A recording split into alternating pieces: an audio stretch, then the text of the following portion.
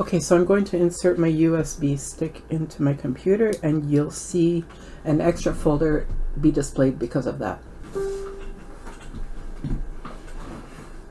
So you can see that this is the Lexar or F folder that has been inserted, and you can see the files that are in there.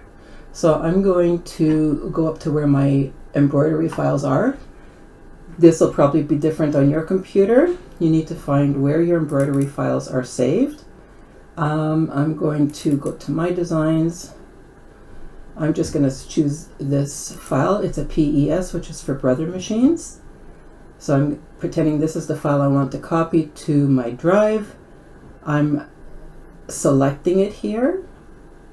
Then I'm right-clicking on the mouse button. I'm choosing copy. Then I'm going back to my USB key, or stick or drive or whatever you want to call it. And this is it right here. And I can now right-click in the folder area, paste it, and then you'll see that it's been copied to this folder. And that's all there is to it. So then before you remove your USB key from the computer, you always want to make sure that you eject it so that you don't damage anything in the files. Click the eject button. You'll see that it disappears from your list over here. Now you can remove it from your computer and put it in your embroidery machine. Hope this has been helpful to you. Thanks so much for watching.